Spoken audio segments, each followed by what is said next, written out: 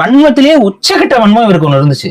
அதாவது என்னன்னா, இந்த வீடியோ வந்து பார்த்து முடிச்சோன்னா ஒரு அந்த டேக் அவேன்னு சொல்லி முடிப்பாங்க பாத்தீங்களா, அந்த டேக் அவேவா ஒரு அந்த வீடியோல என்ன சொல்லியிருக்காரு, போராட்டத்துல எல்லாம் கிறுக்கி வைக்காதீங்கன்னு சொல்லி தமிழர்கிட்ட பாடம் எடுக்கிறாரு. ஒரே ஒரு சின்ன ரெக்வஸ்ட், ஒருவேளை இந்த மாதிரி யாராவது கிறுக்கிறவங்களை பாத்தீங்க அப்படின்னா திட்டாதீங்க, கொஞ்சம் அன்பா வந்து சொல்லுங்க. அதே மாதிரி ரொம்ப ரொம்ப முக்கியமா பாதுகாக்கப்பட வேண்டிய இடமா இருந்ததுன்னா அங்க போய் உங்க பேரெல்லாம் கிறுக்கி வச்சிடாதீங்க, அதையும் பாத்துக்கங்க. சோ இவ்வளோ வன்மத்தையும் இவ்வளோ வெறுப்பையும் தமிழ் சமூகத்து மேல நீங்க வச்சுக்கிட்டு தமிழருக்காக கொஞ்சம் பெருமையா பேசுறவங்களையும் மேனிபுலேட் பண்ணி நாங்க பேசாததெல்லாம் பேசின மாதிரி காமிச்சு பொய்யா ஒரு இதை சொல்லி அவங்களை இழிவுபடுத்துறது, இதை தொடர்ச்சியா செய்யாதீங்க. இதை செய்ய செய்ய நீங்க தான் அம்பலப்பட்டு போவீங்க. தமிழர்கள் இன்னைக்கு வெளிப்படைய தொடங்கி விட்டார்கள். இந்த மேனிபுலேட் பண்ணி அவங்கள குழப்பி விட்டு போலாம்னு நினைக்காதீங்க.